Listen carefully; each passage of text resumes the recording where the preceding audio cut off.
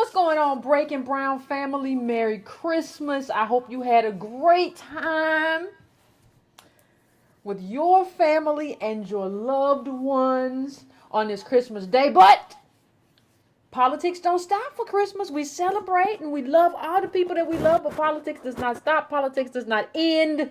And so I am here so that we can have our discussion about black politics. So right now, what I'm going to do, as I always do, I'm going to give you all time for everybody to file in, as we always do. Everybody has to file in. I'm going to give everybody time to come into the chat. Who's going to come in? I know some of y'all ain't going to come in today because it's Christmas and you will enjoy time with your family. And those of you who do that, I hope that you will be able to watch the video tomorrow after you come up off of that eggnog. Okay, because we're gonna have some very important conversations today. What's up, fam? What's going on, everybody? Hey, Sonny. You know, I mean, this hat is smooth. What y'all talking about? Y'all talking about my hat?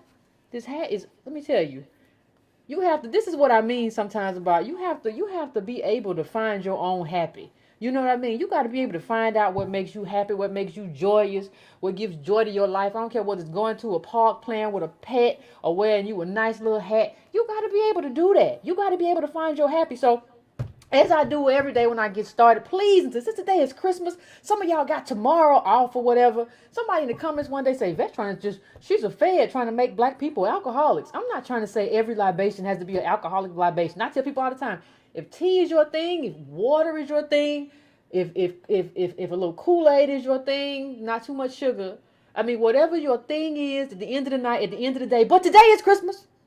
Today is Christmas, so get whatever libation. For me, today is eggnog. Spike. So get your libation. If you want to donate to the politics that we do here, go to donatebrown.com. Go to breakingbrown.com. Please share this. Please like this video right now while you have time. Please, if you try to share it and it gives you a title for a previous video, please just do the Facebook debugger. Make sure you share it in your groups. You can also subscribe to the newsletter. It's $2 a month. You can go to breakingbrown.com for that. And I also put a link in the YouTube video if you want to do the newsletter. It's a newsletter that comes out every Sunday. And it's with the links that I find that I think are important to African Americans. So I hope that some of you all will do that and will engage with that. Hold on a second, because somebody's gonna get distracted. Hold on a second. People gonna be like, I didn't see nothing but lights. I got very confused. So, ladies and gentlemen, if you have gotten your libation, those of you who are here with me, let's get down to brass tacks. Let's get down to Merry Christmas, but let's get down to some black politics, ladies and gentlemen. If you all follow me on Facebook, you know I have had a series of contentious conversations. And this is not my first time visiting it, but we've been talking about immigration. We've been talking about immigrants and a lot of things that have to do with immigration and immigrants. And I have been talking about black immigrants, but I've been talking about it in a specific context. And what I want to do is frame this in a way that helps you understand what I'm saying. And what I'm saying is about how, and I'm going to get to the immigration conversation, the conversation that we're talking about in terms of black immigrants. But what I want to do first is kind of discuss with you how I got here. Because I don't want to just plop down in the place and you don't understand, how did Yvette get there? What is she talking about? So you have to always provide context, right? So that's what I'm trying to do. So one of the things that I want to talk about is our leaders, our representation, and the sort of way we're represented, right? The way in which we're represented and who we're represented by. Okay?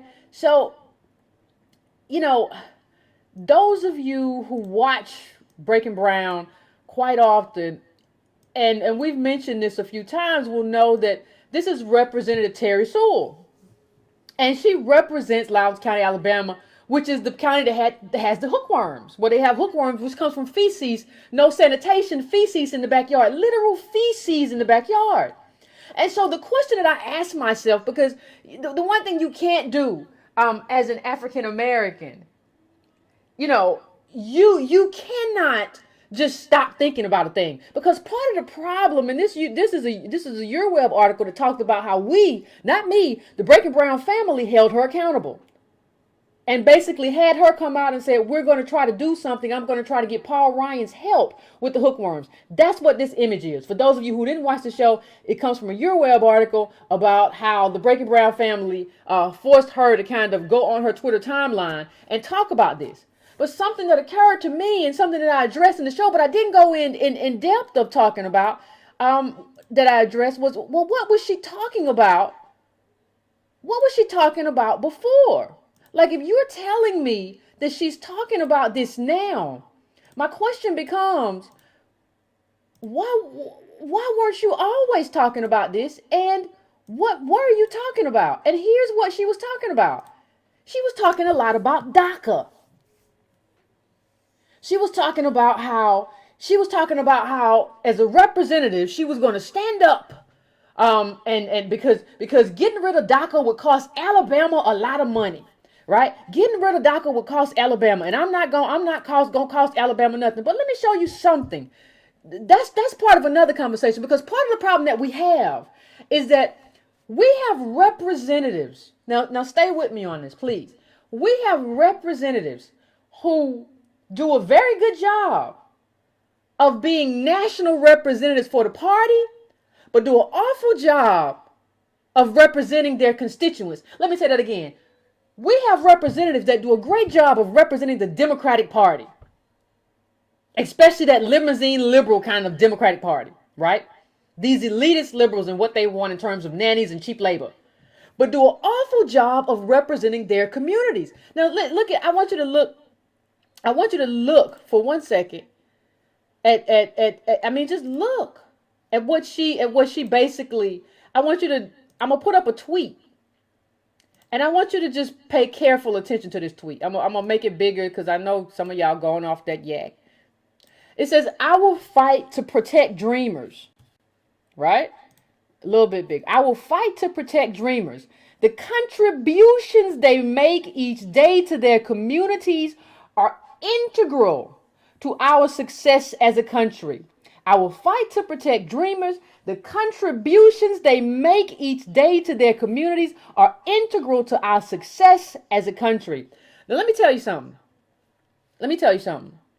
The problem that we have, one of the problems, we got a lot of problems, but one of the problems that we have as African Americans is that we don't understand, there are some things that we don't understand. And one of the things that we don't understand is self-interest. See, when you're in the position that we're in, you cannot afford to have people in a higher position who do not represent you specifically. See, she's talking about as a country.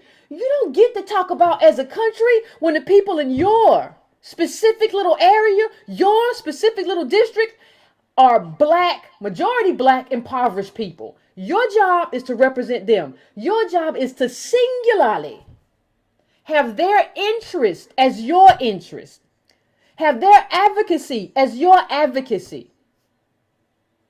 And one of the problems that we have as African Americans is there is an inability to be self-interested. It's an inability to say, you know what, I have to take care of me and I have to take care of me. That's what I'm taking care of. I don't know what the rest of y'all are talking about, but my people are on the bottom and I have to take care of that. And I think, you have to understand a lot of things, but one of the things you have to understand is how this affects outcomes. See, how you're represented and the singularity of how your representative represents your community when they get in Congress, that is so important to how your life goes. That is so important to whether or not you get the stuff you're supposed to get. Your representative can't be scattered and doing all sorts of other things. Now, one of the things that I also thought about, and like I said, you can't stop thinking. So one of the things I also thought about when I was thinking about this and I was thinking about her, I asked myself, well, what does Sewell's district look like? Maybe she has a majority of Latinos or something in her district, but lo and behold, and this is from her actual Congressional website. This isn't anything that I'm making up. I want you to look at this. Place of birth. Look at this. Born in the United States, 642,235. State of residence. Okay, foreign born, 19,461. Out of that whole population of 665,000, foreign born. Now, foreign doesn't mean DACA. Foreign could be anywhere. Czechoslovakia, England, Great Britain. It could be Canada. It could be anywhere. But you don't have enough. You don't have enough to be talking about what you are talking about. You don't have enough people who are from different places for you to be having this level of advocacy for people from different countries. Look at this again, foreign born. Like that's what you have to listen. If you don't get anything else I'm saying, understand how people have basically stolen our advocacy from us to the point to where we can't even advocate for ourselves no more. Now, if you want to take it all the way down, let me show you this. Let me show you Sewell's population by race. Let me show you this. I want you to look at this. Total population, same thing, 665,000, right? Now, look at this. White, 219,000. Black or African American, 422,000. Asian, 6,000. Native American, 321. And then it just gets to almost nothing. So wait a minute. If the majority of people in your district are Black or African American, please tell me why you are advocating on behalf of DACA, why you are wasting your Twitter feed, why you are wasting your website, why you are doing interviews, why you are doing all this stuff, why your community literally has feces in the backyard. And so what you have to understand, and what we have to understand, African Americans, this is what we have to understand. And there's really no way around it. What we have to understand is that our advocacy has been basically stolen from us. And we're here advocating for people who are not us. And our representatives are advocating for people who are not us. And let me tell you, when you ask why we're losing, stay right there. You have to stay right there and you'll see. You'll understand why we're losing. It's really not complicated. When you really look at this thing, you really begin to understand. And this is cut off a little bit. I don't know how that happened. But African Americans, this is what it says. African Americans are the only racial group in the U.S. making less than they did in 2000. We're the only group. Now understand one thing. Understand one thing, my black people. Please understand one thing. This is out of everybody. This ain't just no thing. I mean, you look at this chart. I want you to look at this chart. And this is African Americans. African Americans at the bottom making less than they were in 2000. That's not Hispanics. That's not white people. That's not Asian Americans. Everybody else is doing better except us. So you have to ask yourself, if you're looking at this and everybody else is doing better, if everybody else improving, what's going on with us? And there are a lot of problems. One of those problems is systemic. We talk systemic racism. We come from slaves, and we don't just come from regular slaves. We come from chattel slaves. So one of the things you have to understand about coming from chattel slaves is that you ain't like everybody else. So you on the bottom, right? And so the question becomes, how do you do the kind of advocacy that gets you off the bottom? The question becomes, can you really worry about what's going on in Yemen? If your people have literally poop in their backyard, can you really worry about that? Like maybe, just maybe, if we can get the feces out of the backyard of African Americans, then maybe we can do something to benefit somebody somewhere else. But if we can't do that, then we can't benefit nobody. And I don't understand how we get to be the justice police. It's almost like people have kind of entrapped us and confused us, since we're a lost tribe and we don't know our own people. We don't even know how to differentiate our own people. We don't even know how to define ourselves. When people hear me say, like, I'm African Americans, and as an African American and descendants of slaves and slave masters, I have a justice claim that you don't have. Now, if I say that I'm different as African American, everybody says I'm divisive. But you know, one of the first people to really kind of call this out in that context, I don't know how many of you all remember. I don't know how many of you all remember how Lonnie Guinier got blackballed. And so I'm going to put that name out there for a second, and then I'm going to come back to it. Because I want us all to be on the same page. I'm going to put Lonnie Guinier. Now, some of you all probably already know who she is. But I'm going to put that out there.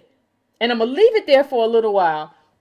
Because she made the case. She was up for office under Clinton because the Republicans didn't like her because she was going to advocate for African Americans. As a light-skinned black woman too, but whatever.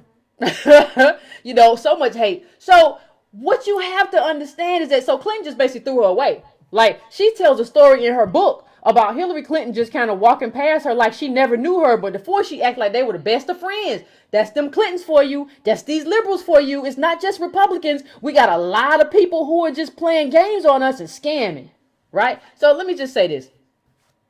If you really want... The question becomes, if you really want people, or if you really want somebody to advocate for you, who would you pick? I'm just going to put that out there. Who would you pick? Now, let me show you. I'm going to put this up big first and then I'm going to take it down. But let me show you what advocacy looks like. This is Representative Luis Gutierrez. Now, he's retiring very soon. He's retiring from Congress. He's from Chicago as a representative, but he has a history in Puerto Rico, and because of what happened, he broke down in tears on TV about Puerto Rico. He said, I'm going back to help my people. And he understands very well who his people are. He doesn't get confused. He doesn't. One thing I never heard him mention. I never heard him mention hookworm. I Googled Luis Gutierrez and hookworm. He ain't mentioned hookworm not one time. But you know what he gets arrested for all the time? DACA. You know what he's on TV talking about all the time? DACA. You know who he's advocated for all the time? Undocumented immigrants. That's what he does. He understands what his tribe is. Now compare that to Representative Sewell and all these other black Congress people that when you get on TV, all you talk to me about is stuff that's got nothing to do with my community. Or stuff that actually hurts my community. Before anybody calls me anti-immigrant, I want you to just answer one question for me. Please tell me why a country with an increasing number of the black unemployment rate has always been double than the white unemployment rate. And we also have a country now where white people are increasingly underemployed or unemployed. Why do we need anybody? If we can't do those jobs that are here, the ones that are left, then you need a job training program. Nobody's ever been able to answer that question for me. But what I'm telling you is that this man right here, now this is during the Obama administration, where he's out here advocating for his people. But guess what? It didn't stop there. This dude went all the way to the Trump administration and did the same thing. The Trump administration, he's still advocating for who? His people, his tribe. He understands. He understands who his tribe is. He understands who his people are. And listen, he's advocating for his people. I can't blame him for advocating for his people. He's actually advocating harder for people who are not U.S. citizens than we are advocating for our own people who've been here 400 years. What does that tell you about the level of advocacy in the African American community? What does that tell you? I'm just saying, what does that tell you about what we don't have in terms of people to advocate for us? And how we're expected to be everybody's justice police, where you're supposed to care about this, based on what? And let me tell you what you don't do. Don't send me one statement that Gutierrez said about African Americans. Say, see, he is there for us. No. He ain't getting arrested for us. He got arrested for DACA. He ain't in front of the White House for us. He's on that for DACA. I saw this man get on TV and when Obama was getting reelected and say, I might not support Obama because he ain't come right on this DACA stuff. I saw these DACA people shout down Obama at an event. Come on, man. These people understand. They understand this is my family, me familia. We don't say that. We say everybody who got complexion is me familiar. I'm black. I African American, but I guess I can't exclude nobody. Meanwhile, everybody excluding us. Ain't nobody advocating for us. So, you know, having is very interesting to be having a national or international perspective or outlook when your people and the majority of people in these communities oftentimes are not, that's not who they are. So what are you doing? And nobody can say that, oh, well, they have to do that to get money from the party. Let me tell you, when Chakwe Lumumba, the senior who passed away, when he was elected in Mississippi, he didn't do that. He had less money than his competition, and people say, well, he sounds African. No. He was born in Michigan. His name was Edwin. He changed his name on some Pan-African and stuff, right? And then he got involved in politics. But he did that through organizing. See, you don't need to have all that money if you come up from the grassroots. Now, if you get chosen by if you get chosen by the Democratic politicians, then you're gonna need all the money. But if you actually have an organizing framework in your community that can go out and go door to door and help you out, you don't need all that. See, that's what we need. We need grassroots politicians who says, yes, you are the majority in my community. I'm here to advocate for you. All this other stuff's going on. We're in too dire a situation to worry about all that. We can't worry about all that. And that's what we have to do. Most of black people are concentrated in the South. Like, we have a very large concentration of African Americans in the South. But you mean to tell me our representatives are going to go around and talk about DACA and they can't advocate for us? It doesn't make any sense. And this is what it leads to. This is what it leads to. It leads to these kinds of stories that I'm putting up right now. There was a story in the New York Times, and I'm gonna read from it. And it's about how, as Trump rages about immigrants, they go to the Ivy League. I cannot tell you how much this story made me want to holler. Now, let me just read something for you. Let me just read something for you in this. It says, and this is the girl's, mother talking about their lives. And I'm gonna move this over to the other side, and I'm just gonna, you can look it up. You can look it up while we're having the conversation, if you like to. But let me just look at. It said, we brought the girls to this country because there are better opportunities here. Says Flora King Minnie, their mother, who works as a nurse. A nurse. That's a professional. That's a profession. Okay? That's King Minnie, their mother, who works as a nurse. A nurse. That's a professional. These people came, to preface this, they came from the Cameroon. Do you know that most of the people who come here, most of the black immigrants that come here from the Cameroon are professionals? They come here as professionals. These are not people working on the street. These are not poor people. These are professionals with professional degrees. But let me just continue. I don't know of another country where you can try hard, work hard, and get somewhere, where you are giving the opportunity to fulfill your potential. Now, let me just say one thing, black people. One of the things that African Americans, descendants of slaves, one of the things we have to begin to understand, and I don't know how we do it. I don't know how to tell you to do it. But you have to start understanding when there are Africans in this country as black immigrants who are Africans and who are like, it's almost, you know how white people do blackface? You have black immigrants who will do African American face. And here's what I mean. You're coming here as a professional. We come from, as African Americans, we come from chattel slaves. Chattel slaves. Now, coming from chattel slaves ain't the same thing as just being a group that nobody likes or just having brown skin. We're coming from chattel slaves, and everything that came from us being chattel slaves, in terms of us being put into a caste system. That is what we are dealing with in this country. And instead of America dealing with what they did to us, they are just giving the opportunities to these people. Remember what Sandy Darity told Antonio Moore. Professor Sandy Darity of Duke University said, I have talked to admissions officers who have told me that they know that the African students are not going to make a mess. They're not. What they're basically saying is that these African students have no justice claim.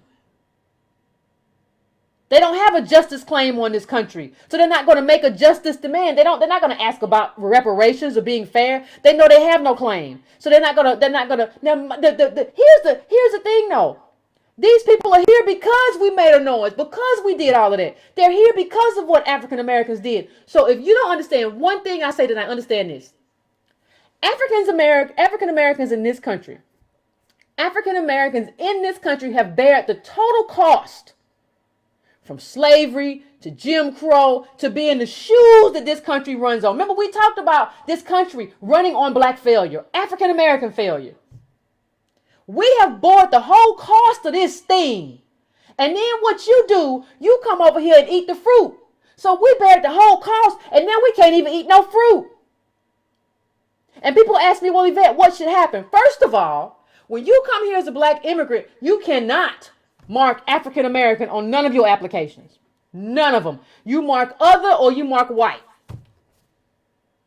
You mark other or you mark white. Well, what do you mean? Why you mark white, Yvette? Because in this country, we are the ones from chattel slave. It's so much worse than even being in a subjugated or oppressed group. We come from chattel slaves, where we're the shoes of white people. You come over here as the elite group from your country, and we're supposed to compete with you. We can't compete with that. People say, well, you saying they're better than us? No, I'm saying they come from an elite group, and we don't come from an elite group. We need a chance to become.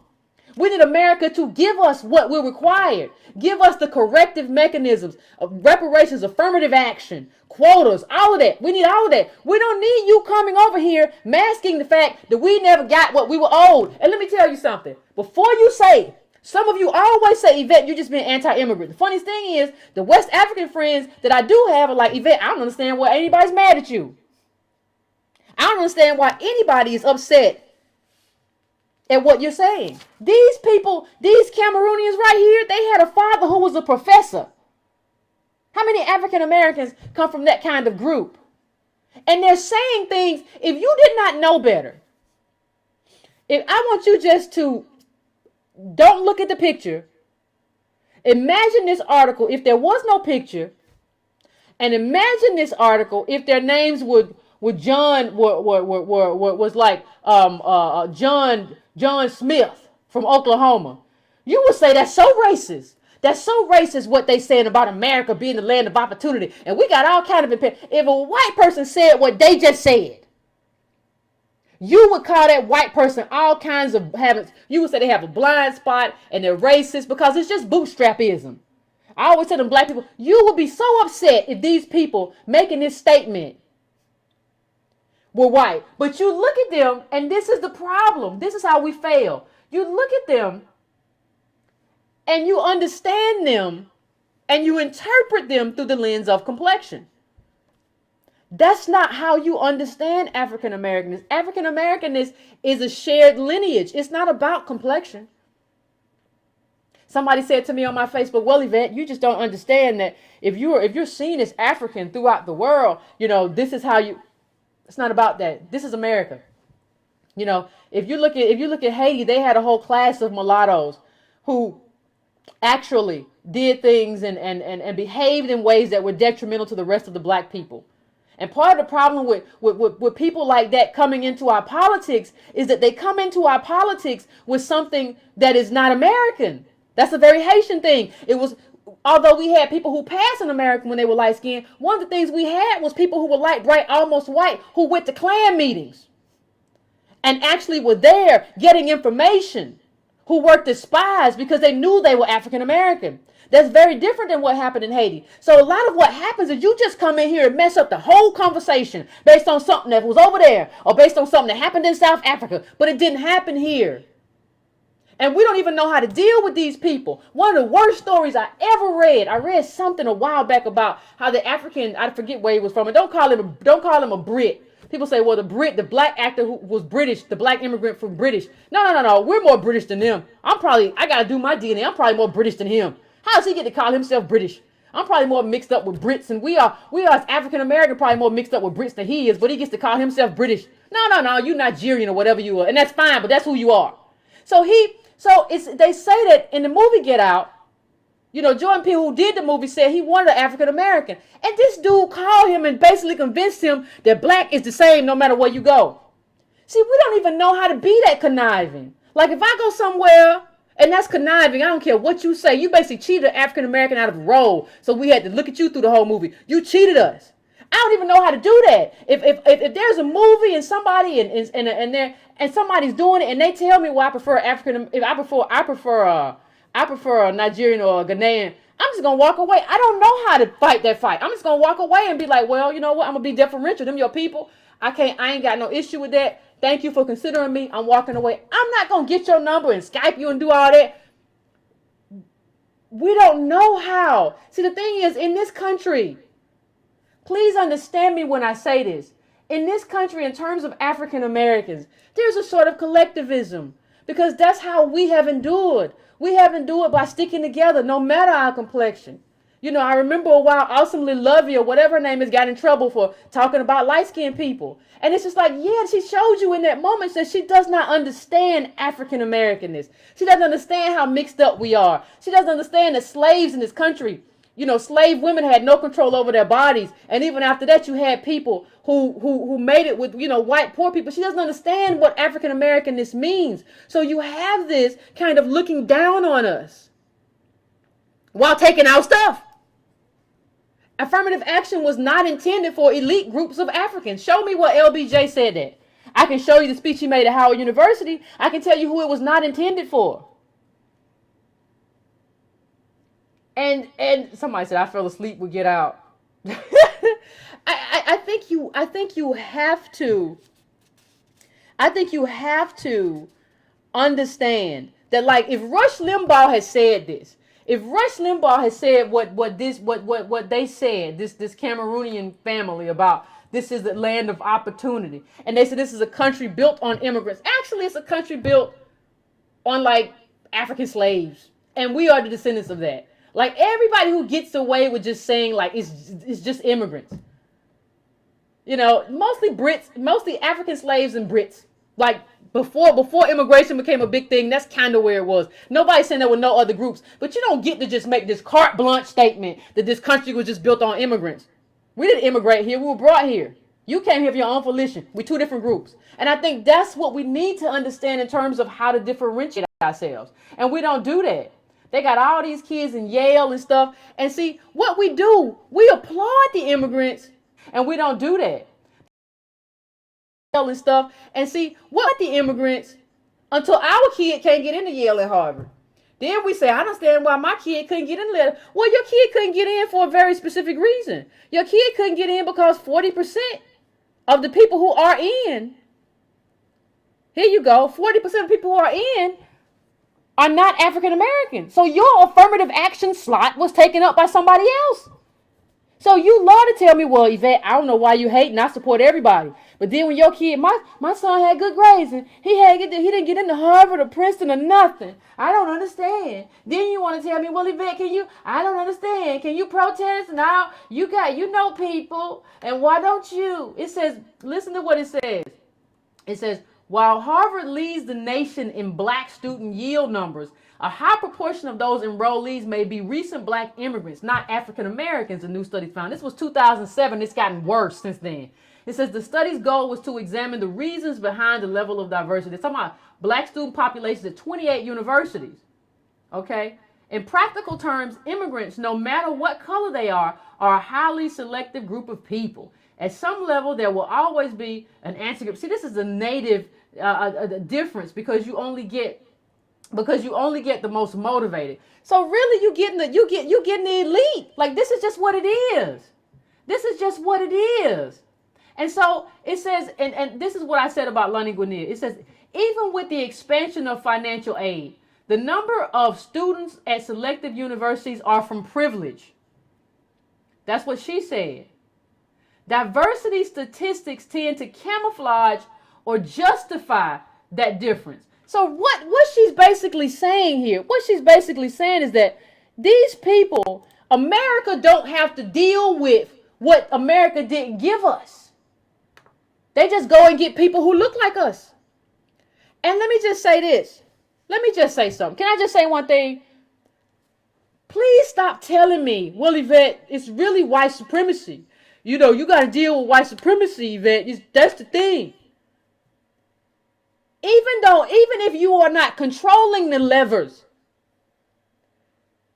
that does not mean that you are not complicit in white supremacy. Just because you are not the one pulling the levers at the top does not mean that you are not complicit. And what I'm telling you, as the black immigrants who come here and do not mark other on their application, or white or whatever, you are complicit because you are coming from an elite background and you're taking stuff that was designed for the descendants of slaves. And I think you know it. I think you know it. I don't think you're clueless. I think a lot of you have decided that I'm going to be a super capitalist. That's what I'm going to do. And you have said that, you know what? I understand that African Americans don't know who they are. And so I'm going to say brother, brother, brother, brother, sister, sister, sister. And then when it comes time to it, I'm not going to advocate for you. Because I'm going to tell you something. When you talk about solidarity with me, what a lot of Africans talk about black immigrants and say, well, we have to be in solidarity, Yvette. Well, solidarity means sharing my ideology. That means being differential to me as me being a part of a group that allowed you to be here. If black people had not been involved in the freedom struggle in this country, you wouldn't be here. So you don't get to come here as a Cameroonian and say America's just a land of opportunity without paying homage to African Americans. It's highly disrespectful. It's so disrespectful for you to say that in the page of the New York Times. And then if you look in that thing, they also go in and start saying good things about charter schools and all sorts of stuff. These are not people who are concerned about how all the schools that are being closed in Chicago. These are people not concerned about black men in Chicago not having jobs, not being, because they are not concerned about the murder rate in Milwaukee. These are people who are concerned about coming in and extracting from us whatever they can get. Because when you are the elite, I don't care where you are the elite at. The elite, these people are in Africa what white people are here. They are the elite. I remember Lovey saying, well, I didn't know, the humorist, saying, I didn't know that all people didn't have a maid and a chauffeur. You know who we are in this country? We are the maids and chauffeurs. We have much more in common with the people who were driving Lovey than we have with her. But somehow we want to be in solidarity with her. It doesn't make any sense. And then right now she said, well, she's funny. Guess what? There's a black girl right now in Atlanta, Chicago, New York, Tennessee, Alabama, LA, who's 10 times as funnier. But she'll never get to do it because you gave it to her. There are a finite amount of opportunities, especially for African Americans. And we cannot afford to give those slots away.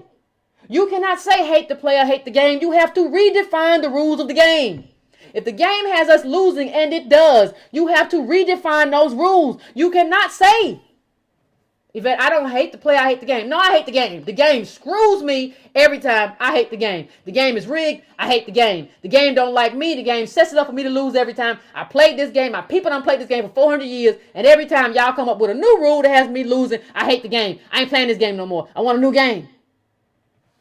And I think that's what we have to do. And let me tell you, racists love this bootstrap stuff. When these black immigrants come in here and they be all docile and they say anybody can do it and all this stuff, people like Sean Hannity and Rush Limbaugh, they use them to undercut us. You see what they said? They said you can do it. Y'all just lazy. Y'all just don't understand. And y'all just got a chip on your shoulder. And we don't call these people into account and say, how dare you? Honestly, I wish before you got to be a green card in this country, or before you got permanent residence, or whatever you getting, I wish you had to read books on the black freedom struggle and had to show some deference to African Americans and had to basically say, you know what? I get it. I get that I'm here because of you. And I get that I have to adopt a politics that I have to struggle. And I have to fight for your freedom struggle because you got me here. That's what needs to happen. I actually wish there was a council of African American elders that had to see every batch of immigrants that came in here. And just, okay, what? What you said? Oh, I think you misunderstood that. I think, because it's something that needs to happen. You know, and I think one of the things we don't understand, and I'll say this again, I think I said it already, but why would I want to compete? one of the things that they say when I talk about black actors, and I say and I say, well, and they say, well, these black actors are these British black actors, really just say Nigerians or Ghanaians or whatever. These Nigerians are much better trained. Of course they are. Of course they are. Stop saying that we necessarily better. Of course they are. They're from the elite in Nigeria or Ghana or wherever, and they schooled in London.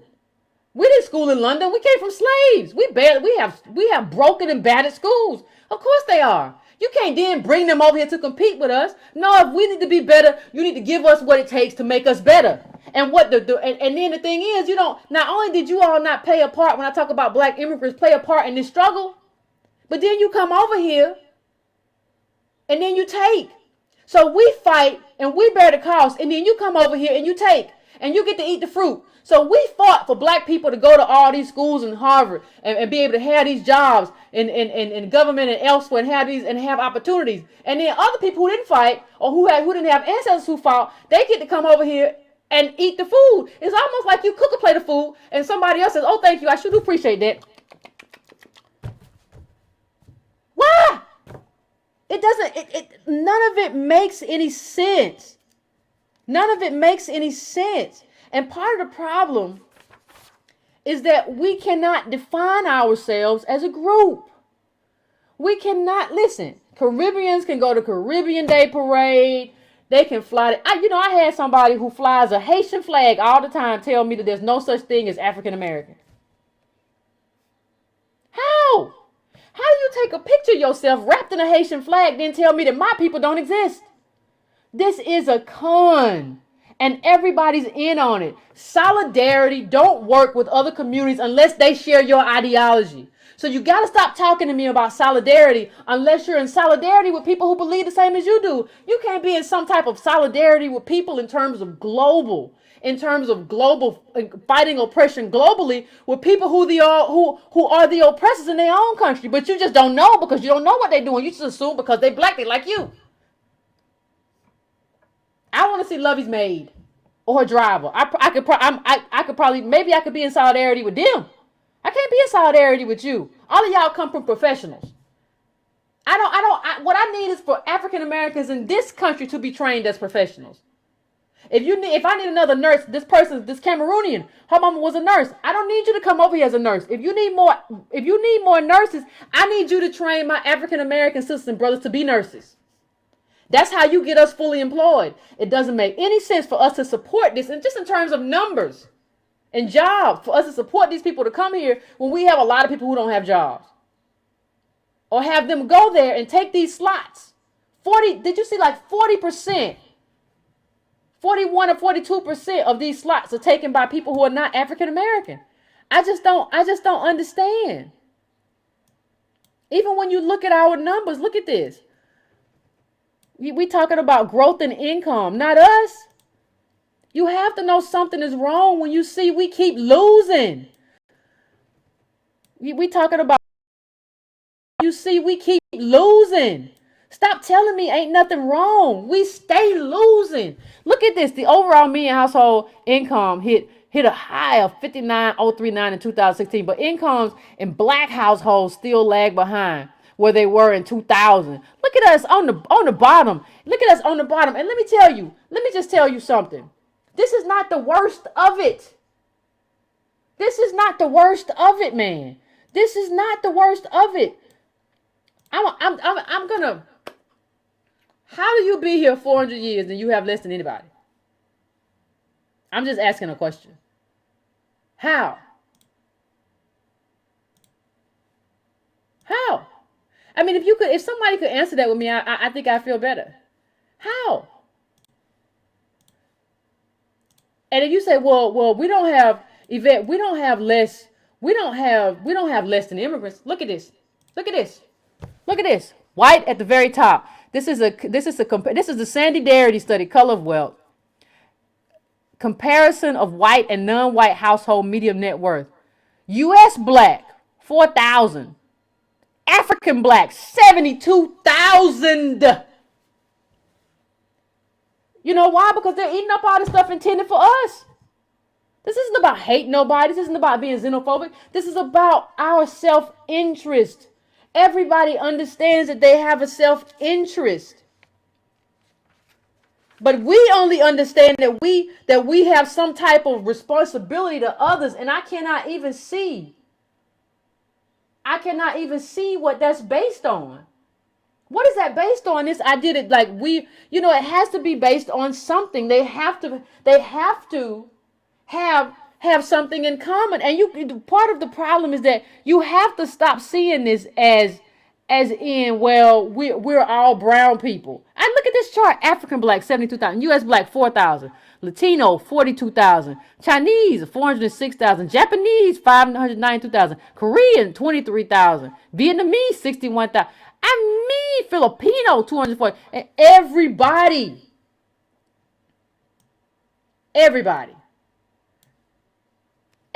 ladies and gentlemen, you have to tell me. You can't tell me that this isn't a travesty. You can't tell me that. I don't understand how you could tell me that. If you're gonna be on my team, you gotta wear my jersey.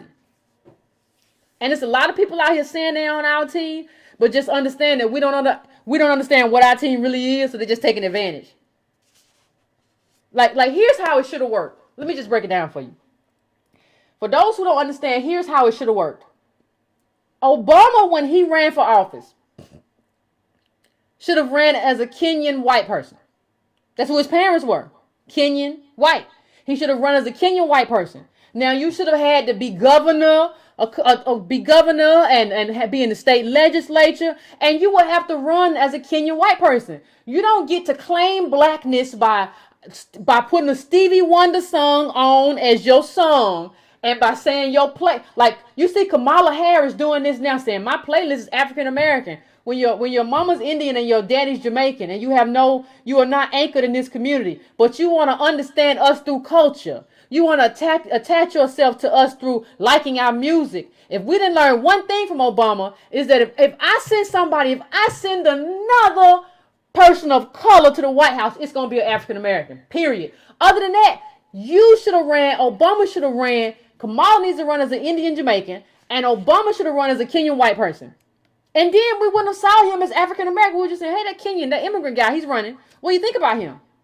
That's how he should have ran. And we should have never attached ourselves to him.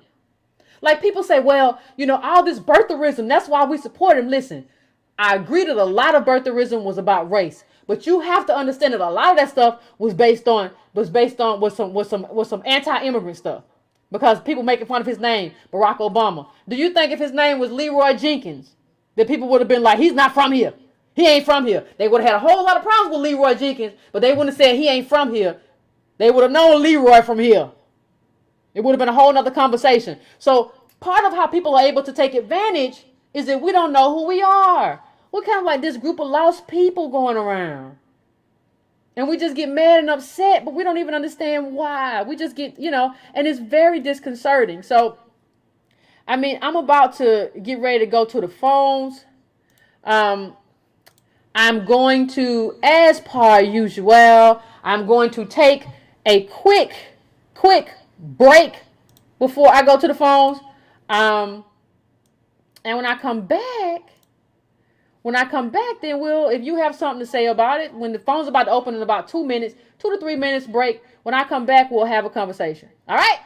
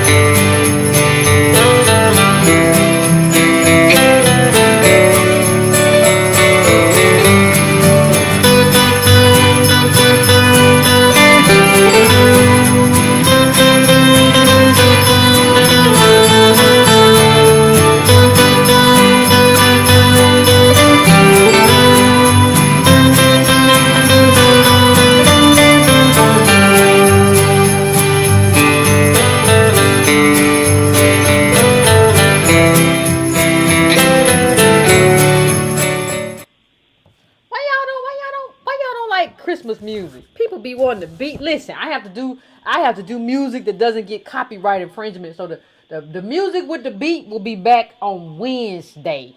All right, the music with the beat be back on Wednesday. We can't do that. I'm trying. This is Christmas time. This is Christmas time. You can't be doing all that.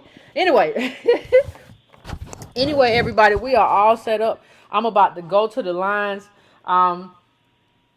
And I want everybody, if you're calling in, I want you to tell me what's your name and where you're calling from.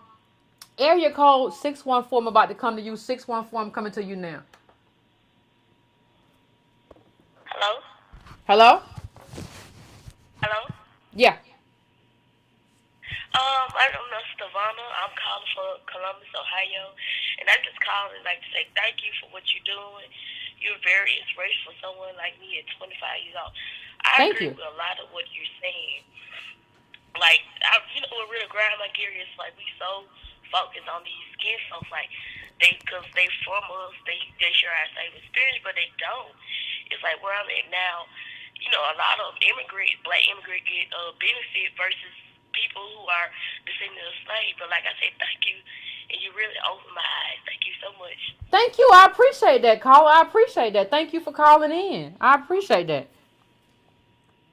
Okay, bye. You have a good one, all right? You too.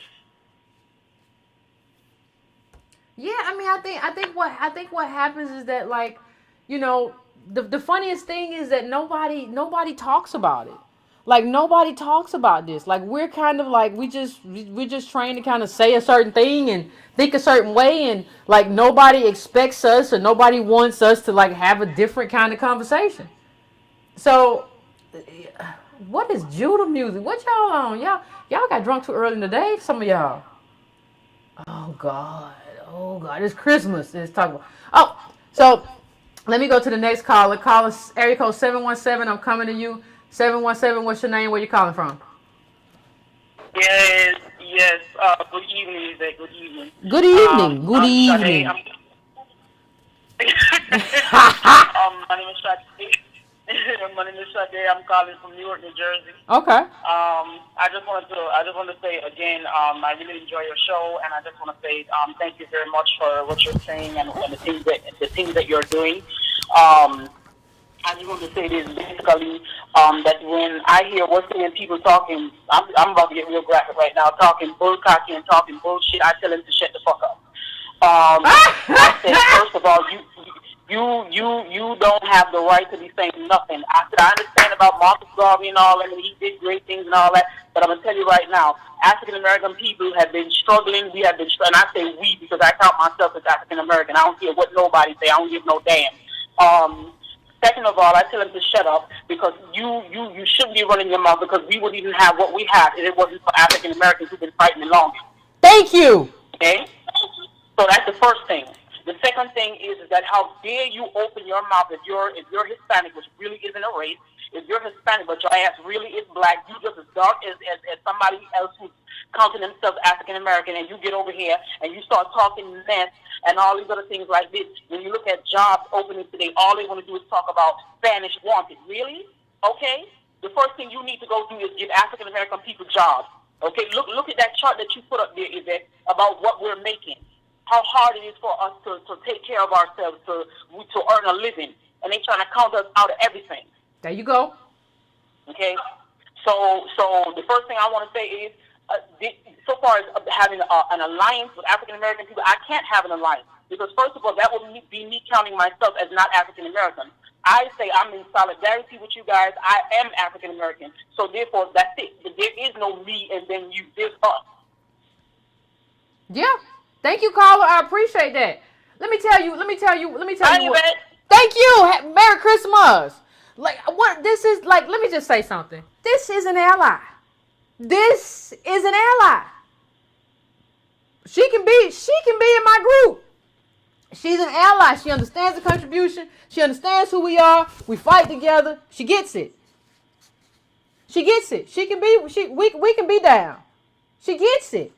But like some of y'all don't, some like, and so she tells her group, one of the ways that lets me know whether or not you're in solidarity is whether or not you're willing to stand up to your people. She said, I tell my immigrant friends all the time, I tell them, that's an ally.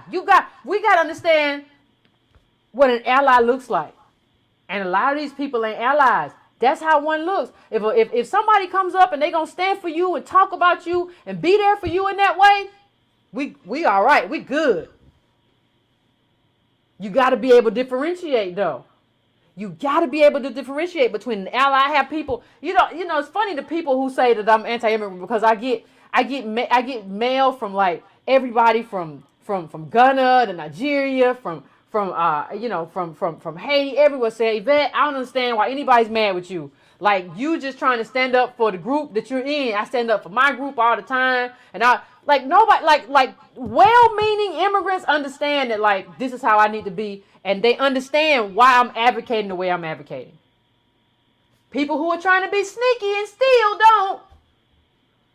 It just is what it is. So anyway, let me go to the next caller.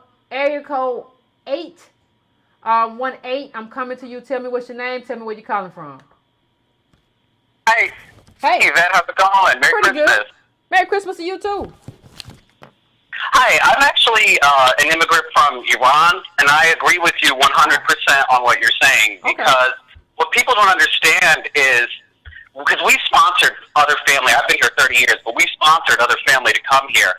You have to have like 20,000 or something like that in the bank, to bring a few people over here. So when people are moving, even if they're poor, even if they don't come from the creme de la creme of where they're coming from, the government won't allow you to sponsor that family member if there's not that money set up. So that's how a lot of immigrant groups like ours, like mine, are able to create this wealth and create these micro communities where they sort of support each other and grow and thrive and prosper. But what we've always noticed is that America will do that for people fresh coming here, but they don't have the money to pay the medical expenses of the people living here. So we've said it for years, and especially in the black community, I've noticed a lot. Like it's black people living there, but the stores are owned by everybody else. And I mean, it's clear as day to any immigrant coming here. So anyone who tries to say otherwise is just ridiculous. Oh, thank you. I appreciate that. I appreciate that insight. Yeah. I think, like, when he said, thank you, caller, I appreciate it. When he said you have to have money to come, that lets you know off the top that ain't your group. That's an elite group. Let me tell you right now, we know what the middle black family has. We talked about that for a long time. Would you have money? They said, yeah, you can go here and live a good life. We just need about 50,000. You got it? You got it? I ain't got it. You got it? No? Okay. That ain't your group then. You understand what I'm saying? That's not your group. And like, you have to understand what that means. You have to understand the consequence of that. You have to understand that. And you have to also understand the consequence. Okay, these Africans, right, they graduate, African immigrants, wherever they're from, they graduate from the best schools and they get the best jobs. Right? So understand the consequence when there's a situation and somebody needs to interpret what it means to be black to white people. Understand the consequence of only black immigrants being in that room and us being nowhere to be found. How do you think they're going to articulate themselves? How do you think they would be able to articulate our interests? They can't. You need some African Americans in that room to talk about systemic racism because they don't know. You need some African Americans in that room to talk about the need for reparation, or the need, if you're on a job, or to talk about the need to have like a safety net or whatever. I don't care whether you're talking about the best jobs at Apple, or I don't care whether you're talking about working in a presidential administration. We need that. I saw something today where like two of the newest reporters at the Washington Post, they were talking about Ta-Nehisi Coates versus Cornel West, and both of them were black immigrants. How? And I don't care, first generation, second generation. How? How do you get to opine on this to that level? How, regardless of how I feel about Ta-Nehisi Coates, I graduated from Howard University. He went to Howard University. I feel some sort of kinship there. He's an African American. I feel a kinship there. We come from the same place. We have the same boat. May not like it. I have criticized Ta-Nehisi, but understand that I feel like that's still my people, right? I think you have to understand the consequence of being in that space and them not being your people. And them not knowing enough, even if their intentions are good, they don't know enough to speak about what is necessarily best for the African American community, because that's not where they come from. So they're telling white people, yeah, we have opportunity. I got opportunity here, and I just worked hard, and so it perpetuates this sort of bootstrapism, and that's the problem. That's one of the problems. I got 2317. So 347. So 34737. I'm coming to you. 34737. I'm coming to you. Tell me what's your name and where you're calling from. Hello. Hey. Hey, it's me, Sienna Ferguson, Gardessa on YouTube again. Hey, what's going on? How you doing? Merry Christmas. Merry Christmas to you. Happy holidays. Well, first off, I want to say thank you.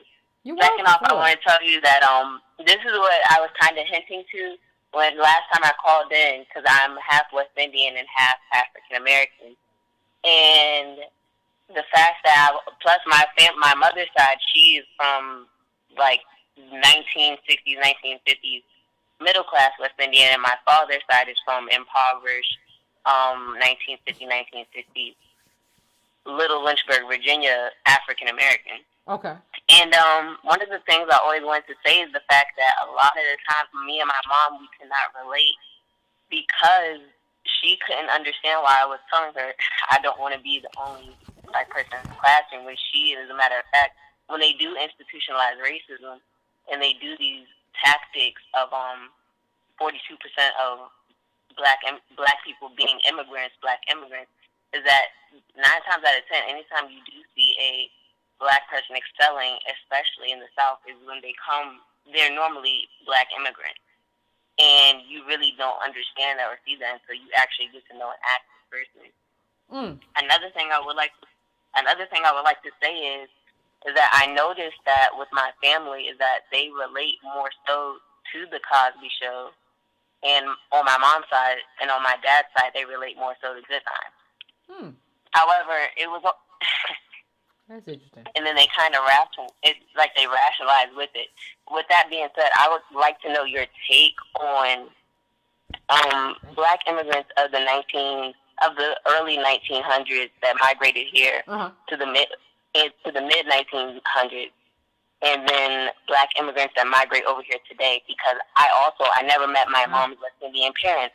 However, I grew up on stories with them saying that they ran with the Black Panther Party. They ran with Marcus Garvey, Malcolm X on Harlem. And this is kind of where my, my black pride came from. And then when I was able to identify with myself as an African American, because my mom says she's Americanized now, and she's African American. She always told me that I was a product of my father, so therefore you are to claim African American. So what I'm trying to say now is the fact that I think that it's going to be like Clash of the Titans, really, when it comes to black intellectual dialogue, because you're going to have a lot of black people that come from the North that grew up with black immigrants in the form of solidarity, and a lot of white liberal people, and then you're going to have black people coming from the South that grew up just with seeing white and black. Okay, thank you, Carla. Carla. I appreciate that. That's all I have to say. As well as I'd like to point out is that, when the movie 1804, it was about Haitians, and then it correlated everything to South Americans and the Caribbean. Once again, black people, what am I doing? Everything has to correlate back to you being African American. It do have to. If it doesn't have anything to do with you being African American today, then you need to kind of like wake up and actually recalibrate. No, I agree. Okay, thank you. Thank you, Carla. Thank you, Carla. Have a nice night. I appreciate you. Listen, she asked a good question. What do I think about the old people, Garvey and all those? Well, here's the thing. I think one of the problems with I think when you look at like Belafonte, when you look at, you know, people like that, one of the things that I find is that they came here and understood. They came here and understood the freedom struggle. And they came here and kind of combined efforts with African Americans. They didn't come here just to be super capitalists. They came here to say, you know what? We your brothers and sisters in the struggle. And we gonna struggle with you. We don't care. We here for you. We came here and we in solidarity with you. I can be in solidarity with somebody like that. What I'm telling you though is that these people coming here now, a lot of these people are a totally different mindset. These are capitalists. They're not coming here for that. And I sometimes wonder, even when I think about Marcus Garvey, I sometimes wonder if part of his whole back to Africa and this whole escapism, because it wasn't a real, you know, that part of his, the cultural stuff and the pride stuff, that's fine. But this whole back to Africa thing, which was a part of his movement, I kind of wonder if he had been African American, if he had felt that way. Like, I wonder how much of that was West Indianness in terms of you've been somewhere where you know, or your people come from somewhere where they are the majority, and you see that as the gateway out. And that was never our gateway out. So I sometimes wonder if that's how he misunderstood our struggle from his context and his lens versus our context and our lens. You know what I mean? And so I think that's why we have to tell our own stories. You know, I remember the writer, what's her name? Chinua, Lord have mercy. She's a female writer. I can't remember her name. But she said Africans should tell African stories. And I agree with her. I think, you know, that's how it should be done. But I think African Americans should tell African American stories. And African Americans should reap the rewards of African American struggles. And we should let people in as we deem fit. Not and nobody gets to do that for us. Right? And we should hold people accountable. And we should understand, even if we are in solidarity with you, that we have a very specific group. And we have a group that we should be proud of. And we should take pride in every day. For what we did to get you to be here. Like I tell people, I remember somebody said this to me. I can't remember. I was in New York at a speaking engagement. And I had said this and somebody brought it up to me. Like, treat me like a white woman with a cat. Like when you see me, like too many people when they see African Americans just treat us like whatever.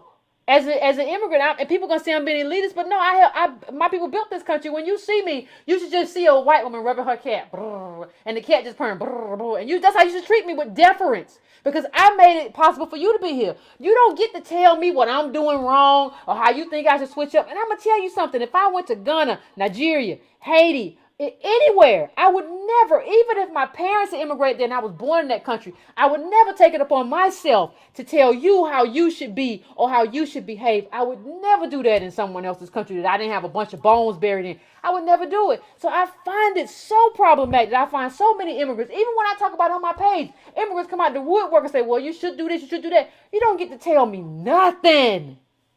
And the part of the problem is that we don't shut people down. Nah, bro, you don't get to talk. And we go around celebrating everybody else's story. So we'll talk about, man, kings and queens in Africa. Man, Toussaint L'Ouverture in Haiti. We got our own stories. Why don't we take pride in our own stories and telling our own stories? Why do I need to go to Nigeria or Ghana or any of the other countries, or Ethiopia, or wherever? Why do I need to go? West Africa, East Africa, South Africa? Why do I need to go any other countries to find a story to tell? Why can't I tell my story? We have a great freedom struggle in this country. We paved the way for everybody. And we don't even want to tell that story. We want to go around talking about other people and telling their stories. No, tell this story. So a lot of these stories ain't being told right now. And why you ain't telling it? Don't make no sense. So anyway, I'm going to go to the next caller. Caller, I'm coming to 313. Tell me what's your name. Tell me where you're calling from. Can y'all hear the callers okay? Go ahead, 313. Hello? 313, you there? I guess 313 not there. Let me try it again. They're not coming up. All right, let me try another one. 786, let me try to come to you. 786, let me see if I can come to you. What's your name? Where you calling from? I think it's something going on with the line. Yvette. Hey, what's going on? What's your name? Where you calling Yvette. from? Yes, it's Charles from Miami Gardens. What's up? Hey! Yeah. Okay. Hey, yeah. Let's probably remember the first and last time I I call you. I can't believe I got through. Yeah, as far as us having allies, I don't think we have any. I think you're on the ball tonight. Excuse me. I don't agree with everything you say, but I have to agree with what you said tonight. Here in Miami Gardens, Hispanics are moving us out. So Hispanic and Latinos are moving us out of Miami Gardens. So you're being gentrified. So for the most part, we don't have no allies here because they're the majority here. So they can just pretty much take whatever they want. So the Hispanic realtors are buying all the homes, and they're selling it only to Hispanics. And we can't get no loans to get some of our people in here. So we don't have no allies. We don't have no allies. Politics. This is a black. Yeah, this is a black city. Miami Gardens is a black city that was started by us. We got black leadership, but they selling us out.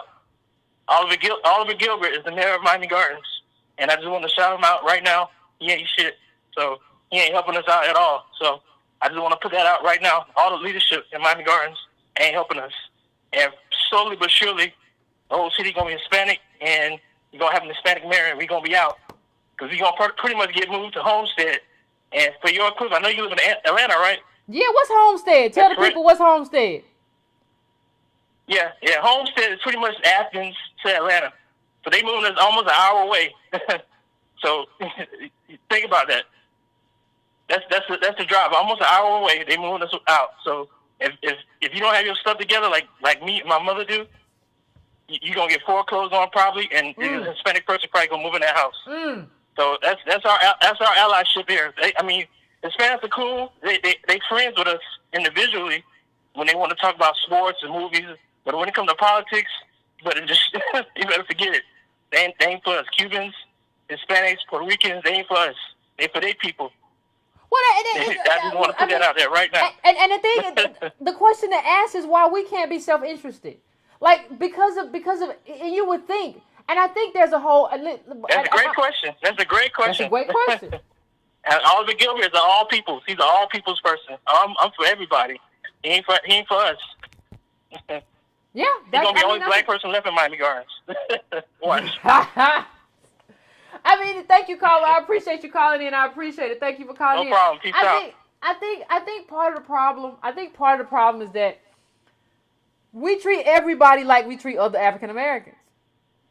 I'll say that again. I think part of the problem is we treat everybody like we treat African Americans, and understand why white supremacists want immigrants to come here. They want them to come here because they understand that immigrants don't have a justice claim, right? We have a justice claim, going back to slavery, going back to Reconstruction, going back to redlining, going back to white mobs stealing from us. We have a justice claim. So what they want to do is replace people who have a justice claim and who are going to fight for that justice claim with people who don't have a justice claim and who are not going to fight for that justice claim. That's the game. And so if you are a black immigrant and you are not fighting for the justice claim of African Americans, you are fighting for white supremacy, and you are not my ally. You are an enemy, and you should understand that demarcation line right there. That's just what it is. And I can't help you understand what it is any more than that. That's just what it is. You thought just because you have dark skin or you have darker skin, that you're an ally. Oh, Yvette, I'm darker than you. Don't mean nothing, bro. Don't mean nothing. That's how Obama, I remember doing Obama years. Wait, Yvette, Obama's darker than you. What would that mean? Kenyan, white. And not white, and white, is it still American? Because African Americans have a lot of African American mixed up with white people. That's why me and a lot of other people are lighter than what you'll go see in a lot of parts of different countries in Africa. That's fine. That's part of what the mixing up did. So you can't say that like him being dark makes us darker. We got to stop understanding African Americanness through the lineage of skin color, because that's how people keep stealing our cookies. So I'm going to 313. I'm coming to you now. Code 313. I'm coming to you now. Tell me what's your name, and I want you to tell me where you're calling from. 313, you there? All right, let me go to 347. I'm coming to you. If I can't get, tell me what's your name. Tell me where you're calling from. Hello. Hi, my name is Day, and I'm calling Speak from up for me. New York. Can you hear me?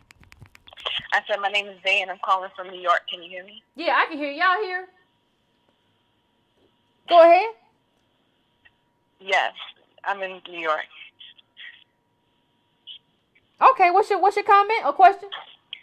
Okay, yeah. So I'm seeing around here, especially in New York, is that if you are not going to jail and have a criminal record, or if you're not elderly, if you're one of those people like me that have gone to school, I'm going to be graduating in May. There's very few opportunities for us to excel. It's like we're spending the bulk of our lives trying to climb up out of a pit. Yeah. And then you see the immigrants or people of other nationalities looking at you with their nose in the air in your own neighborhoods, talking to you like crap. And we're getting outpriced with the rents. Everything's going up, and we don't have that strong family structure that we need. One thing I'm noticing with a lot of the different nationalities is that they have full family support, from the Asians to the Hispanics. Everybody has all hands on deck. And we're coming from, like myself, a single-parent home with multiple siblings and women-led. I'm one of the first in my family to even get my bachelor's degree in May, and this is coming out of people that are much older than myself. So I'm feeling like I'm having to find a way for my family as one person to help them, even the older people, which is very stressful. I think at this point we need our men and women to really work together. I think the days of us saying we can do it on our own should be buried. I think the whole swirling should be buried, because right now we need to help each other or we're out of here. They don't want to do anything for us. You know what I'm saying? And when I see it, it disgusts me, because I'm like, your mom is black, your father is black. How do you just abandon your whole entire race? For this fetish that you have. And I've seen it from people that are managers. It's a fetish because I've actually seen a manager, I'm talking about upper-ranking manager at my workplace, just talk to a customer that was Caucasian, and he literally was hypnotized. He didn't know this woman from a can of paint, but he was hypnotized just looking at her. He was so entrenched in her, and I said, he just forgot I was even standing there, all because she was of a different race, and apparently that really stroked his ego, and he treated me like a slave. So, I had to leave that place because he worked me to the bone, and I know my worth, but I think we need all hands on deck, just as the other races do. I don't think there's anything wrong with us sticking together. All these commercials that are promoting this mixing and all this stuff, we don't have. When we get strong, maybe people can do that. But we're so weak right now, they can make any law, just like with this tax reform, and we're all going to be in the street, especially with things skyrocketing in price, and we don't have the money. So my biggest thing that I would hope for the new year is that black people really wake up and start sticking together. I'm talking about mothers, daughters, sons, fathers, everybody. We can't keep doing this abandoning of each other. I agree. Thank you, caller. I appreciate your call. Ooh, she went in. She went all the way in, ain't she? She went all the way in. But something she said was very important, because one of the things that I keep hearing about, your black immigrants is that, well, they have a family culture and structure, and we would do better to follow them. And let me tell you why that's the stupidest thing I've ever heard. I was raised in a 2-parent family. And I have all of the most wonderful things to say about 2-parent families. But let me just tell you something, please. Part of the reason we don't have more 2-parent families because everything from slavery to mass incarceration has ripped us apart. So the reason that they are not like us is because they're not African American. This doesn't make them better than us. Like, stop going around fetishizing immigrant families as somehow being better than you. We're lucky to be alive. Do you understand that we're lucky to be here? Like, the fact that we've made it and made it possible for them to be here. Don't forget that they come from countries where they are the majority. That's very different from coming from a chattel slave, where you are again and again used as the shoes for white capital to make money and be okay. That's a very different thing. So when you have these little bootstrap stupid people talking about we should just be more like them and value family, we always value family. That didn't stop nobody from selling a black man's, African American man's wife away. Don't mean he didn't love her. Don't mean she didn't love him. Mass incarceration, bunch of time for selling something when you ain't have no job and opportunities. Don't mean those people didn't love each other and want to be together. What are you talking about? People say such stupid stuff, fetishizing this stuff. We think everybody's better than us. No. We come out of so much. These people have colonialism less than 100 years? We got 400 years of this chattel slavery and the boot on our neck. We should be elevating ourselves with everything we've been through. We ought to be ashamed for not elevating ourselves more. Area code 206, I'm coming to you. Tell me what's your name and tell me where you're calling from. I swear these phones are doing something weird tonight. 206, what's your name? Where you calling from? Maria from Seattle. Hey, Maria, how you doing? Good. How are you? I'm all right. I'm happy. It's Christmas. Me too. One thing that I realized is like a lot of the gas stations are either owned or ran by Africans. You ever notice that? I don't go in a lot. Okay, well, they are in Seattle, and I went to school with Africans, and they always had a lot more money than the African Americans. And what I've noticed is that there's a lot of Africans in my community that own or run grocery stores, like little corner stores. Uh-huh. And then what African Americans run and own are churches, maybe like some entertainment thing online, or maybe, I don't even think we own hair salons, but it's usually just something like of entertainment, or if it's hair, it's not from our own head. But like with Africans, it's like a resource type of thing, like oil, food. You know, I'm not sure if they're like really involved with it, but like I always wondered why there were so many like African-run 7-Elevens along with Arabs, and then when we interact with each other, it does seem like they're very uppity, like, well, why can't you do what we did? It's because we don't have a home country. We don't have resources we're connected to.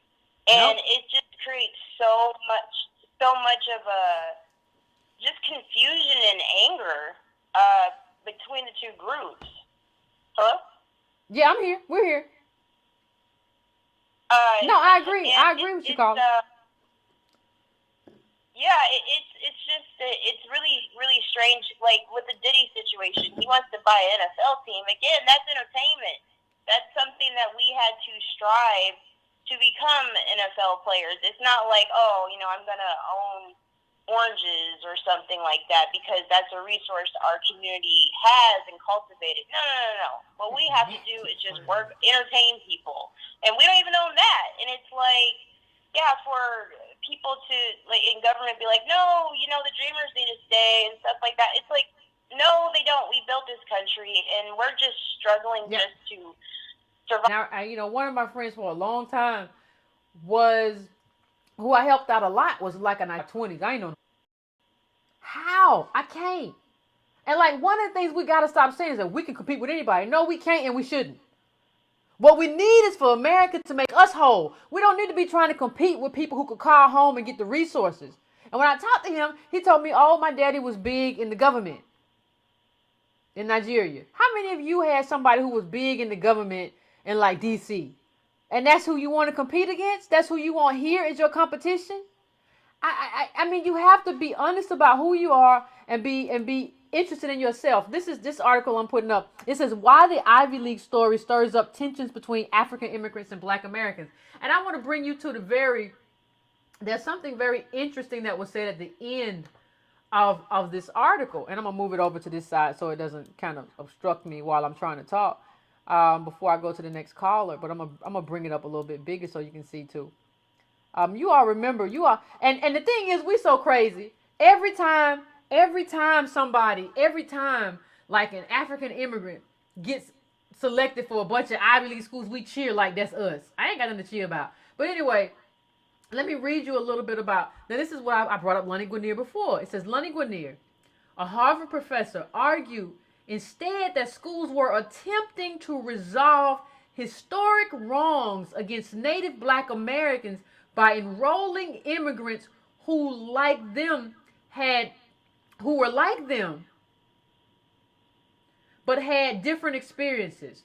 In part, it had to do with coming from a country where blacks were in the majority and did not experience the stigma that black children did in the United States. Guinier said, either explanation creates divide as if African Americans can only succeed as if Africans can only succeed at the expense of black Americans. But that's what's happening. That's what's happening. That's why they like y'all so much. They like y'all because listen, here's the takeaway. They like them because they're not us. You like the black immigrants because they're not African Americans. That's why you like them. That's the key. People always say because they're not African Americans. That's why you like them. People always say African immigrants, this is not your typical African American. These people are not your typical African American. The story, being a first generation American from Ghana also helps him stand out, Cohen said. He's not a typical African American kid. But see, the thing is, America, you created the typical African American kid by making his ancestors the shoes that white wealth was built on. You created us. So you have to fix the average kid. Because yes, we're not like him. We didn't come from Ghana. We didn't come from Nigeria. And he didn't have to deal with what we have to deal with. He didn't have all the stripping away that we had to deal with. And you can't tell us to be like him after doing everything that you have done to us. Your job is to fix what you have damaged, to make whole African Americans, not to just stand up these black immigrants and say, see, he's better. He's better than these African Americans. That's just not good enough. That's just not good enough. And we have to start advocating for ourselves. And we have to understand who is ourselves and who is not ourselves. So I don't know how we got confused. But the only thing that I can say, honestly, is that we can't be confused. Like, I don't know how else to say it. So I'm coming to area code 470. I'm coming to you right now. Tell me what's your name. And I need you to tell me what is going on with the call tonight. What's your name and where you're calling from? Sure. So my name is Linda, and I'm calling from Atlanta. Uh-huh. Okay, so first, just want to say Merry Christmas, and I'm really happy I got through on the phone. Great. I love your show, Yvette. Thank you. I think what you're doing in terms of just trying to educate, whether it's just, the black community or just people, whoever chooses to listen to your show about, I think a lot of these issues that are impacting descendants of slaves is incredibly important. So just what you're talking about in terms of African immigrants versus African Americans, so both of my parents are Nigerian immigrants. But okay. I was born and raised in New Jersey, and I ended up basically going to Catholic schools, and then from there, was in public schools, and then basically I have my PhD in clinical psychology. And so what I will say is that I have had, and it's been kind of shitty in a lot of ways because in a lot of my academic environments, I have been the only black person, and so I definitely understand. I think a lot of what you're talking about in terms of I perceive myself and I consider myself to be an ally. I was born here. My parents have always encouraged me to identify as African American because they understood that because I don't speak with an accent, that at the end of the day, I am going to be perceived as a black woman, even though my last name is foreign. But at the same time, I understand what you're talking about in terms of descendants of slaves. I am not descendants of slaves, so there is clearly a unique experience in terms of I can go back to Nigeria, and I've been back there, where I've seen where my parents have grown up. And so I understand that those experiences I've had are distinct from someone who has kind of had the legacy of just slavery and just, in terms of what they went through and how that has been just systematic, generation after generation, and how that still continues to plague this country. Mm-hmm. And so as someone as myself, and I identify as an ally, I really do think that there is, I think, a lot of generational differences in terms of for first generation African immigrants, particularly those who were born here. I do think that I can't speak for everyone, but I think there could be that ally building with that particular generation. Not necessarily so much with my parents' generation, because with my parents, at least how they raised me, it was an anomaly from the standpoint of I have other relatives that I grew up with who did not really speak kindly of African Americans, but I had some who did, some who didn't. But my parents never, ever encouraged me to view anybody differently if anything, they encouraged me to really understand and identify with issues that were impacting the Black, American community.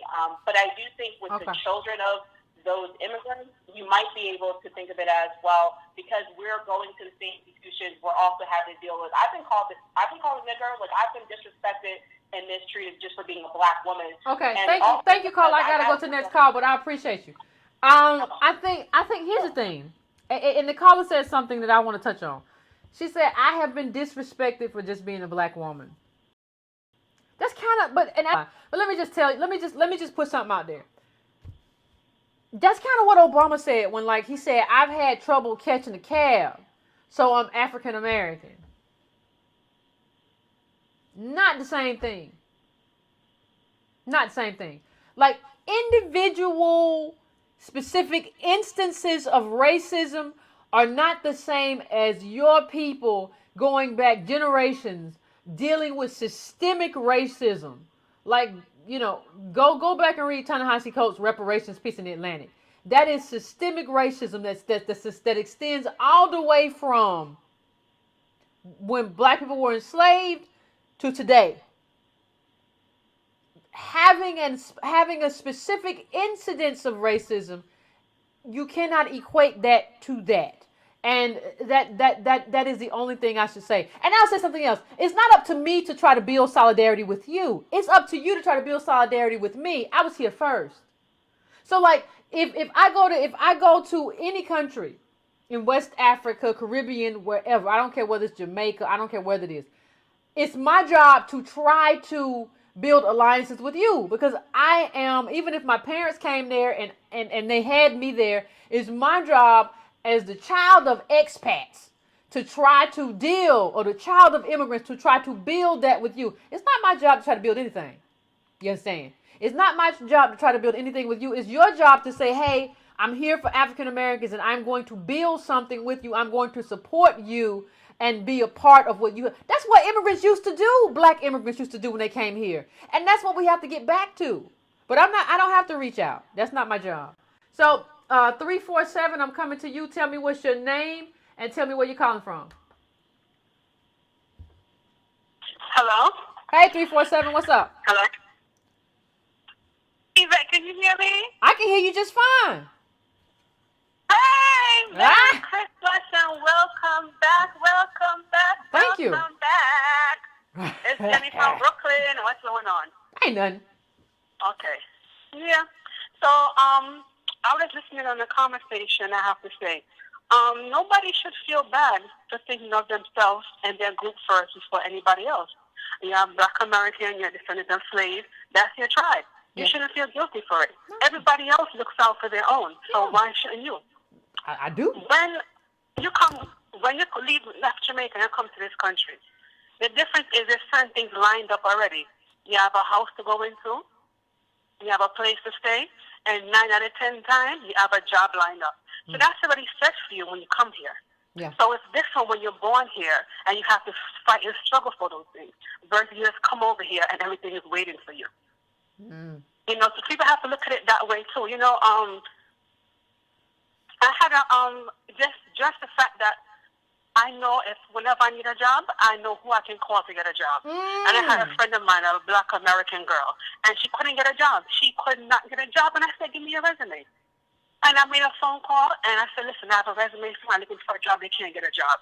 And the person called back 2 days later and said to me, I thought this girl was a Jamaican. I didn't know she was a Black American. And I said, what's the difference? If it wasn't for her, we wouldn't be here. She needed a job, give her a job. What is the matter? You're in our country, and she needed a job. Give her a job. I couldn't believe it. It's like she didn't want to give her a job because she thought because I was a Jamaican, the girl was a Jamaican. She wanted to get a job and handed her resume. I mean, she got the job afterwards, but it's just the audacity.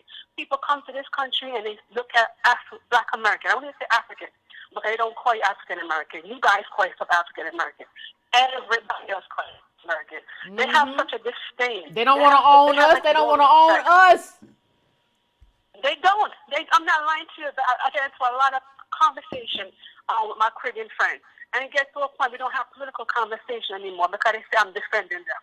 I tell you, I'm defending them. You don't know your history. That's the problem. You leave Jamaica and you come here and you don't try to learn history. From I was a little bit of girl. I always say that Black American is lazy. My father said to me, it can never be because they built the country. And if they didn't build this country, we couldn't come here. Why is it that we're not lazy? Why didn't we stay in Jamaica and do what we had to do? We left Jamaica to come here to do better life. So why is it that they're lazy when we're not lazy? So when I was a little girl, my parents always teach me those things. And people, they don't. They really see you as lazy and look down at you. And I don't get it. I never understood it growing up, and I still don't understand it now. It's unbelievable. Look out for yourself, that every group does it. Every group does it. And you go to other groups' country, you can't go to their country and take over. No. I remember when we had the last prime minister in Jamaica. No, you can't. The last prime minister we had in Jamaica was a woman. Terrible woman. She's terrible. She kills stuff. She made a deal with China where they built the new highway. And for the next, I think, 50 or 100 years, China's going to collect the tolls off of this highway. I don't understand how she make a deal like that. Whatever. The deal was Jamaican men, workers, will work on the highway. All of a sudden, you see flying in Chinese. They don't even speak English to do the job. Now, I am not promoting crime and violence. I am not. But would you believe that after a while, those Chinese immigrants were missing? Nobody knew what happened to them. Nobody had a clue. And all the Jamaican people kept saying, why are you flying them out from China to come here in Jamaica? Nothing is wrong with this. It's our country. Let's build our country. It got to a point, temperatures flew on both sides of the continent. China was up and raw. Jamaica was up and raw. All of a sudden, the Jamaican men started working on the highway. People had to come up missing because they told them, you're not coming to our country. See what they did? Our country. See what they did? People was missing. They had to let them know, you can't take over our country. You can't take over our country. We have to feed our children just like I have to feed yours. You can't leave China to come here. And that's what it took. And they started hiring them, and now they're fixing up the highway and stuff like that. You have to take a stand. Your country is your country. You can't even come over. Thank you, caller. Thank you, caller. I appreciate it. All right, enjoy the I appreciate it. Thank you. Merry Christmas. They had people come up missing, she said. Oh, the Jamaicans don't play. But this is an ally. Like people say, well, Yvette, no, that's an ally right there. She helped get an African-American woman a job. But guess what the woman said to her? I thought she was Jamaican. They have their own networks. And if it wasn't for her, the African-American woman wouldn't have got no job. She understands. These people are looking out for themselves. And we got to look out for ourselves. The only people who don't understand that seems to be us. We everywhere. We helping out everybody all the time. There's no structure in place for us to help out our own little group. This is our little group. We're 14% of the population now. I think we're from 13 to 14. This is our little group. And everybody's taken away from our little group. And we don't understand the power of self-interest. If y'all want to know one thing, this is what keeps me up at night. You have a lot of black immigrants on the top and a lot of Mexicans on the bottom, like, immigrants who are just kind of like extracting. And it wouldn't bother me so much if other African Americans understood the toll and understood the impact, but we don't. And it's the thing that lets me know that like we're being replaced and we're not doing anything. The Jamaicans did some stuff she said to do. I'm not saying doing that. I do not advocate any kind of violence. YouTube. But listen, what I'm saying, and let me tell you why I don't advocate violence. I understand how quickly African Americans in this country could become the Palestinians. You just get ramrodded over. People are looking for an opportunity to just kind of take over this kind of subjugated and oppressed community. So I would never, ever advocate that. Just for the sake of my people, I never would. I think it's reckless and irresponsible to even mention violence in terms of African Americans, 14% of the population in the surveillance era of a country that would love to just finish us off, right? So I get that. But what I'm saying is that you have to advocate. We have avenues to advocate for our own community, and we have to. We don't have a choice. So I'm going to area code 757. I'm coming to you. Tell me what's your name and tell me where you're calling from. Yvette, how you doing? Pretty good. How about you? Oh, I'm doing fine. Look, I won't hold you up very long. It's the holidays, but I'm going to tell you, listening to your show when you bring all this up all the time, I can remember growing up listening to old folks talk about Well, foreigners get special deals. I don't know if you remember when you had your Houston, the show you had around Houston. Uh-huh. You had a black woman call in and was all upset because based on how the programs were set up, she couldn't even help black citizens of the U.S., but if they were green card holders, there was a special program for them to get extra I remember, money yeah. and accommodations. You remember that? Yeah. Now I'm going to tell you. Then you just had a call tonight. What did that Iranian tell you? And this is not disparaging him. It's just I've worked around HUD projects and stuff like that. He told you about the safety net those people have, $20,000 minimums and all that. A lot of money. But that's not the only thing. They also get preferential treatment when they go to get loans. I did some work for some people in Tucson, Arizona.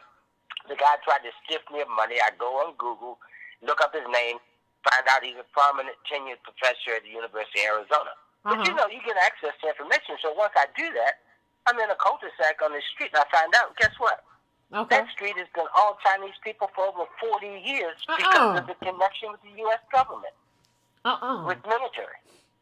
So this country brings people in all the time that are an asset for it. And usually they're people that have turned on their own nation. Well, I'm going to let you go, but I just thought I'd throw that in. I love the work you're doing. Thank you, brother. I appreciate that. You see how this thing works? You see how this is working out? While we on talking about I'm part of solidarity. I have no problem with solidarity, but people got to be on your page. Ain't nobody on our page. That's a problem when nobody's on your page and you're trying to do solidarity and people ain't on the same page. He's talking about, well, they had the money, but they also had something else they didn't tell you. And they also got this street, and they also got this. All kind of networks set up to catch them when they fall. We don't have that. But the least we could do is look out for ourselves, and the least we could do is understand who we are, who our tribe is, and how self-interested we are. And we have to understand our own story. Part of the problem is with black people who are going out here trying to debate other groups and other black immigrants, when they say stuff about their story, they know their story. We don't know our story, so we get confused. Well, yeah, you're right. We could do X, Y, Z. We could work harder. Yeah, the reason you agree with that stupid stuff is because you don't know our story. So I don't know what else to tell you. Area code 404, I'm coming to you. 404, I'm coming for you now. I'm calling from Atlanta, Georgia. Hey. I wanted to give a call in because I was born in the United States to Liberian parents. And Liberia is kind of unique to the other countries in Africa, but I think that it speaks to the detriment of having a tribal mentality in terms of the effect that it has on black people in general. So I just want to preface it by saying I was reading Angela Davis's The Meaning of Freedom, and in the book she states how because we don't have a firm understanding of white supremacist capitalist patriarchy and how it works to turn people of color against each other, she said that we don't really understand that these transnational corporations will go to a foreign country and basically institute what we consider slave labor, and have someone make a $100 pair of shoes, for instance, and only compensate that person $3. Then that same transnational corporation will come to the United States and then market those same shoes that they exploited from people of color to people of color in the United States who can't really even afford those shoes, who are not employed by these corporations. And then she says the cycle continues when those individuals who recognize that they're being exploited outside of the United States then come to the United States and attempt to become citizens. And if they're not successful, if they try to cross the border or come illegally, then they are then incarcerated in INS prisons. And she then made the same comparison that if, let's say, a person of color in the United States who was born here then attempts to, because they're economically disadvantaged, they attempt to steal, then they are then put in that same prison industrial complex. So what her book does was really help us understand how white supremacy uses racism to divide us, to not see how they are exploiting us, Yeah. And my personal country All right. heritage, the Liberia was founded by a Virginian and African American man, and those African American settlers, who we call Americo-Liberians, established pretty much a system where they dominated the indigenous Liberians. So all of the 16 plus ethnic groups, they basically treated us like we weren't really human. All right. In the 1920s, we signed a contract with Firestone and created the largest rubber plantation in the world. All right. And Native Liberians labored on that plantation, and to this day, pretty much in slave-like conditions. And that was because the African Americans who went to Africa did not view themselves as black. And I really want to finish this really quickly by saying, when African Americans use the term African before American or black, my question is, to what does the blackness refer? And to what does the Africanness refer? Because it doesn't really sound like you're stating yourself there's no solidarity. So then why use the term African before American or black? All right. Appreciate you. I would prefer us just to call ourselves descendants of African slaves. Descendants of African slaves, DOS. I would prefer us just, AADOS is fine. It's just a matter of you have lineage somewhere that was brought from Africa. You may have gotten that mixed up with slave masters or white poor people. It's just a matter of this is where a lot of your people come from. That's what it refers to. It don't refer, for me, I can't speak to nobody, but for me, it doesn't refer to any kind of pride or nothing like that. It don't refer to nothing like that. I've been to Africa, the continent. I've been to Liberia actually about one time. I don't have these dreams that some people have, like these grown children who have these dreams of I come from kings and queens. You might have come from a spear chucker. I don't know. It don't matter no more. It don't matter. Stop being a perpetual exile, talking about how wonderful, a country was that you ain't never, a continent, not even a country, a continent was that you ain't never visit. Stop fetishizing other people and other histories. Focus on your own self and your own time.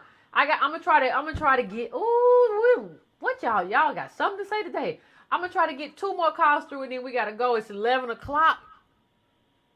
And no, my eggnog is not virgin. Thank you very much. And I'm out, so I gotta go. But anyway, let me take 954. I'm coming to you. 954. I'm coming to you. Hey, Yvette. This is Burrell Jackson from Miami. How you doing? Pretty good. How about yourself? Just fine. Now, before I get into my serious question, because I know you only have a couple of minutes, I am not going to keep talking just to hear my voice like the other customers have been calling in all night. But and I sure wish my girlfriend was as smart and intelligent as you are, because I'm telling you, there's a lot of dense people out here. Oh, my. But in any case, you're not going to like that. I just want to make sure that I love you, Yvette. I just want to make sure that you're not speaking the language in reverse, the language of the white nationalists, the xenophobes, and the white supremacists, because they don't want any of us here in the United States. They're also anti-immigrants because they think that white people have their opportunities taken away. I'm going to let you finish. But can I say one thing? Okay. It don't matter what they want, Go ahead, honey. It don't matter what they want, though. I'm a citizen. I don't get to travel with my passport because I ain't got no money. But I have a passport, and it says United States of America. It don't matter what you want. It don't matter if a racist wants me to leave. You can't make me, Bubba. You can't make me. I'm a citizen of this country. Right. And my ancestors fought. My citizenship was purchased with blood, right? So I'm a citizen here. But mine too. You and I are both the same. We're both born here. Yeah. So I'm saying it don't matter. The thing is, we like to say, well, the racists want all of us out. I don't care. I'm a citizen. This is about citizens versus non-citizens. And what you need to be in terms of being a non-citizen or a citizen or a person who just got here and got citizenship in terms of how you need to be in solidarity with me. But, one thing that we don't want to own as African Americans or Black Americans, whatever you want, descendants of slaves, is that one thing we have in common with white people is that we're citizens. And so we don't want to see it and be like, whether we like them or not, whether they are racist or not, We're all in the same citizenship bucket. So you can't tell me, you can't make me go nowhere. I wish you would. Well, I'm with you. I am with you. That I mean, you're more left work than I am. I mean, I'm center left. You're probably a lot more progressive left than I am. But here's my second point. Let's be practical about the immigration question. Okay. When they had the LA riots, and when the riots were over, stores were burned down. People couldn't get food. They were in long lines trying to get out of the inner city to find water, food, and places to eat. Now, let's look at it this way. Immigrants have contributed and invested in the urban areas where whites have left. We have to work with them. Although we don't, apparently, according to the data that you and Antonio Moore are presenting, don't have the capital to help ourselves or subsidize ourselves to build our own institutions, we have to work with these people. Detroit, Miami, D.C., L.A., those people are investing in the urban areas where white people have left. But here's the question. So here's the question. We got to work with them. But let's have a conversation here. Do I have to work with them or do they have to work with me?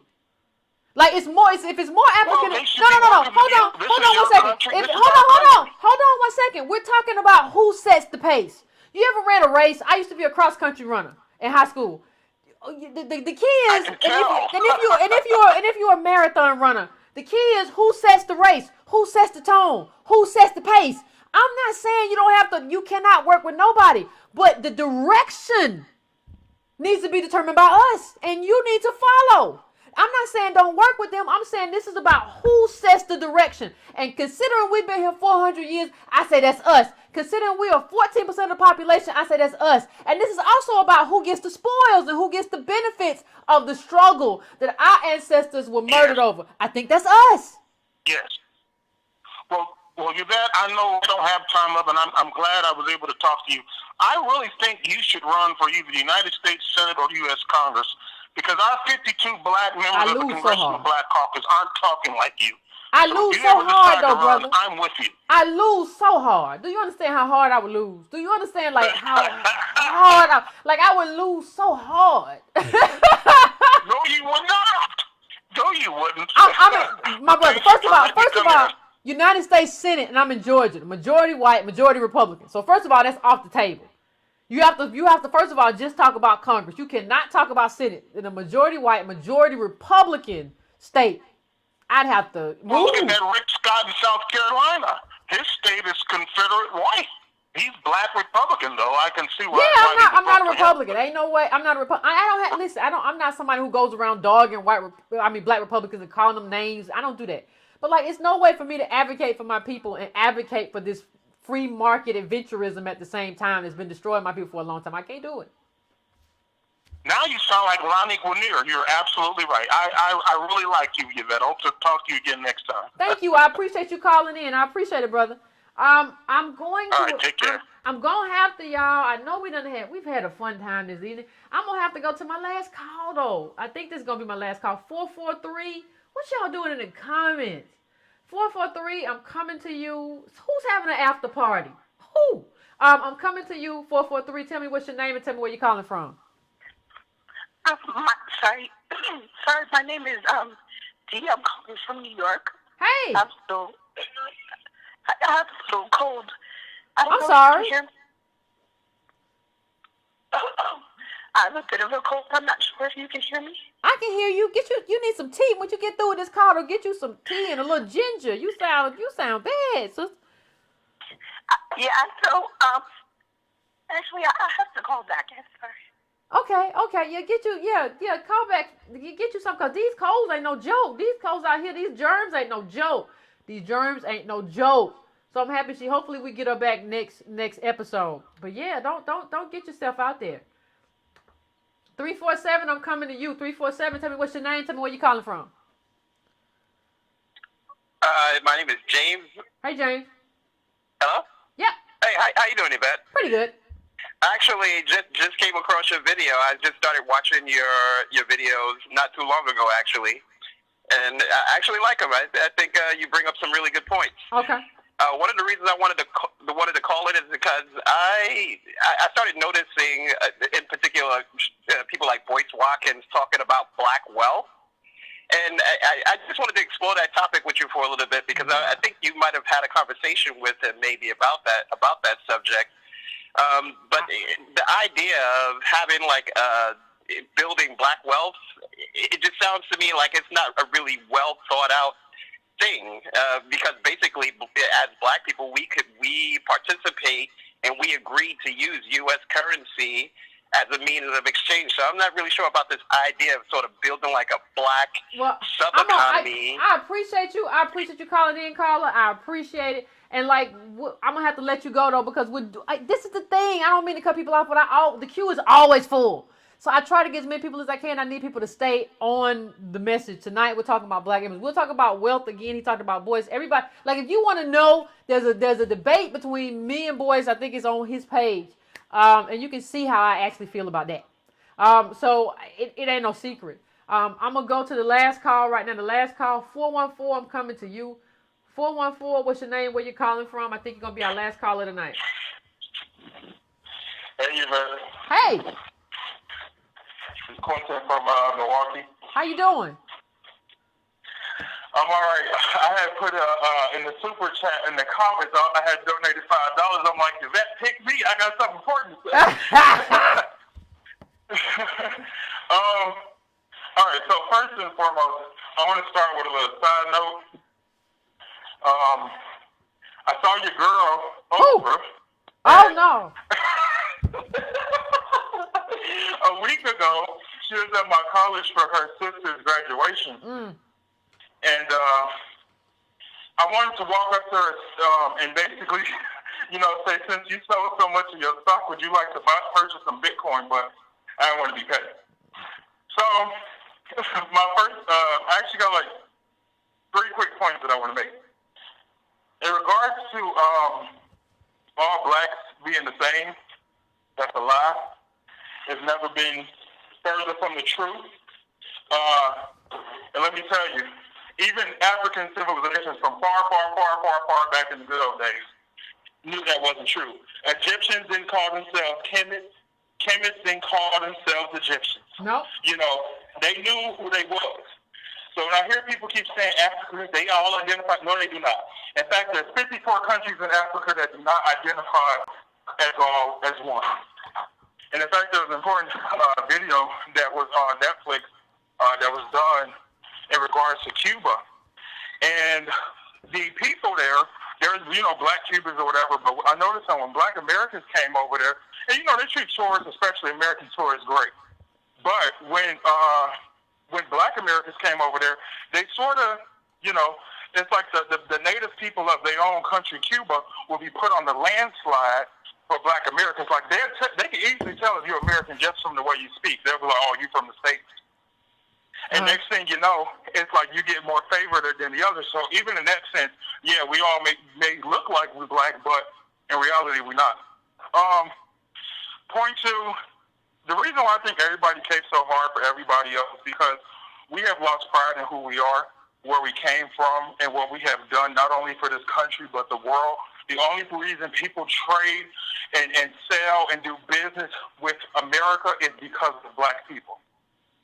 I want to be specifically clear on that. They may not ever say that, but the reality is, if it was not for us, there would not be this thing called free trade.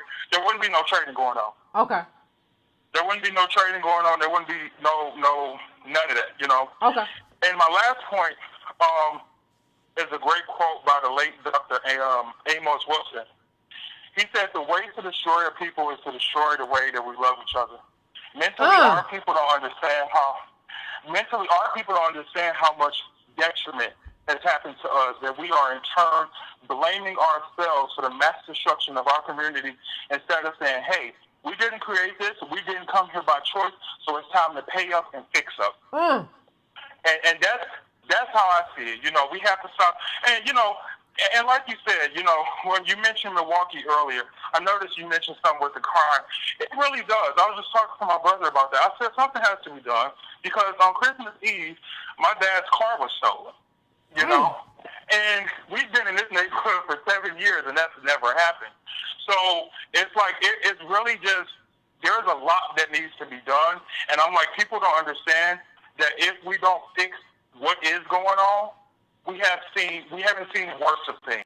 Yeah, you know, and I keep agree. hearing people do for stuff. But if they cut, and I just want to make this really quick point. Okay. If they cut people off of this thing called food stamps, welfare, Social Security, and all that good stuff.